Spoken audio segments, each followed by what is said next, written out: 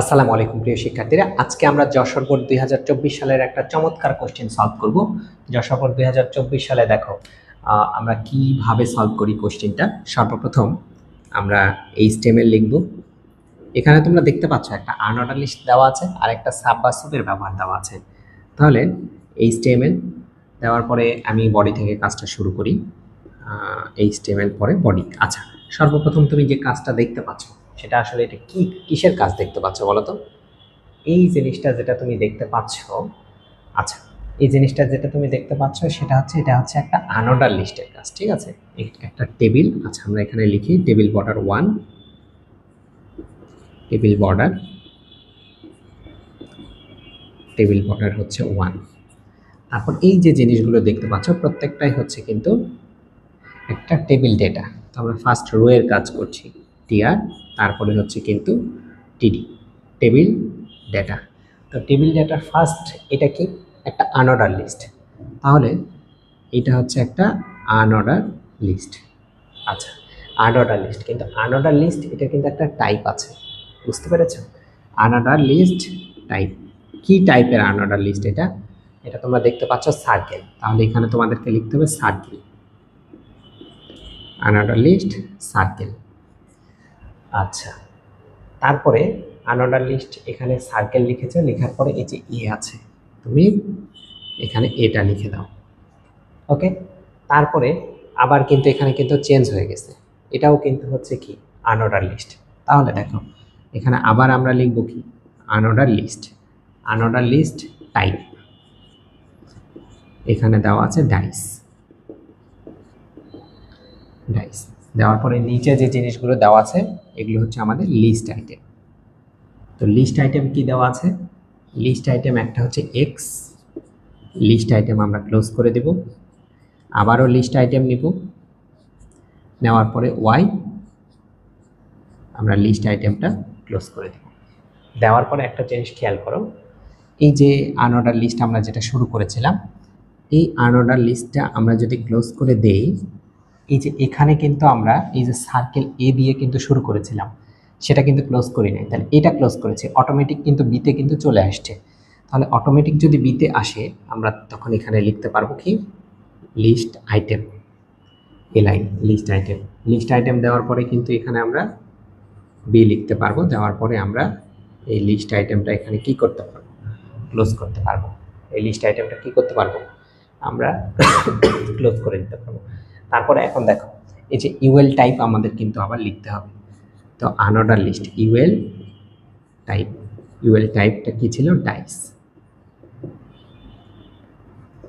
UL type হচ্ছে disc. দেওয়ার পরে এটা হচ্ছে কি আমাদের লিস্ট আইটেম। তো এখন এখানে যদি আমি লিস্ট আইটেম নেই, লিস্ট আইটেমে কি আছে? জেড, লিস্ট আইটেমটা আমি ক্লোজ করে দিলাম। দেওয়ার পরে এই যে ফার্স্ট আমরা এই যে টিআর, ফার্স্ট টেবিল রোয়ের কাজটা কিন্তু এই যে টিডি দিয়ে কিন্তু করছিলাম সবার আগে, বুঝতে পেরেছো? কিন্তু এই ট্যাগগুলো আসলে কিভাবে ক্লোজ করবা তুমি নিচ থেকে দেখবে যে প্রথমে তুমি এ লিখছো, প্রথমে এটা যে লিখছো এই যে ইউএল টাইপ সার্কেল লেখার পরে কিন্তু এ লিখছো, দেওয়ার পর ইউএল টাইপটা কিন্তু তুমি ক্লোজ করো নাই। আচ্ছা, ইউএল টাইপটা কিন্তু তুমি ক্লোজ করো নাই। এখন বিষয় হচ্ছে দেখো এই যে এটা যেটা আছে, এই যে সার্কেলের যেটা এ আছে, এটা কি তুমি লিস্ট আইটেমের মধ্যে দিবে না দিবে না? অবশ্যই, যদি তুমি এটা লিস্ট আইটেমের মধ্যে নাও তাহলে ভালো। তাহলে দেখো এই জিনিসটা সার্কেল দেওয়ার পরে তুমি নিচে লিখবা, এখানে দেখো এই যে লিস্ট আইটেম দেওয়ার পরে এটা লিখবে, লেখার পরে এই যে লিস্ট আইটেমটা তুমি এখানে ক্লোজ করে দেবে। দেওয়ার পরে আবার ইউএল টাইপ আনঅর্ডার লিস্ট সব কিছু ক্লোজ করলে, করার পরে দেখো তো আর কোনটা তুমি ক্লোজ করো নাই? এই যে আনঅর্ডার লিস্ট যেটা ছিল একদম নিচের দিক থেকে, এই যে আনঅর্ডার লিস্ট যেটা ছিল, এই আনঅর্ডার লিস্টটা আগে তুমি ক্লোজ করে দাও। Unordered list close. এখন কি আছে দেখো, এই যে আনঅর্ডার লিস্ট ক্লোজ করে দেওয়ার পরে এই যে টেবিল ডাটাটা আছে, এই আনঅর্ডার লিস্ট ক্লোজ করার পরে এই টিডিটাও তোমাকে এখানে ক্লোজ করে দিতে হবে, টেবিল ডেটা।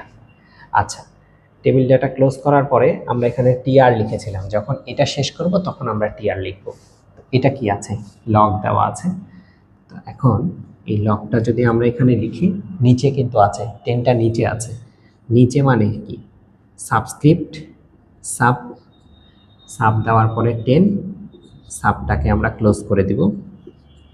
তারপরে দেখো এক্স এর উপরে কিন্তু আবার 2 আছে, তাহলে এক্স 2টা কোথায় আছে? উপরের দিকে আছে, তাহলে এটা হচ্ছে super script, super script S UP, super script 2।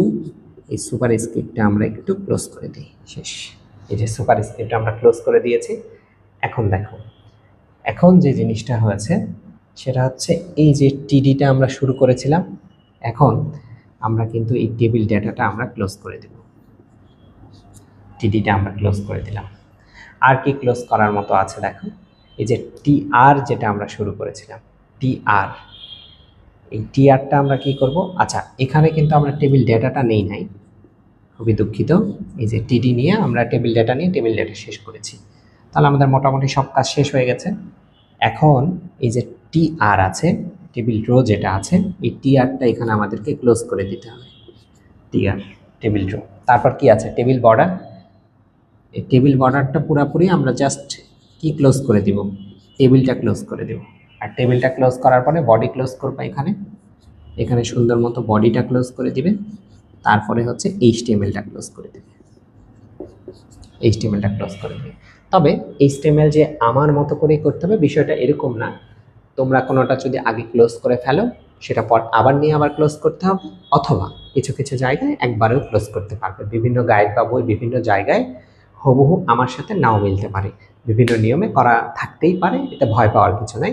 তুমি যে ট্যাগটা নিয়ে শুরু করবে সেই ট্যাগটা তুমি ক্লোজ করবে, তাহলেই কিন্তু তোমার এইচটিএমএলটা হয়ে যাবে। আশা করি তোমরা যশোর বোর্ড 2024-এর চমৎকার এই কোশ্চেনটা বুঝতে পেরেছ। সকলকে ধন্যবাদ।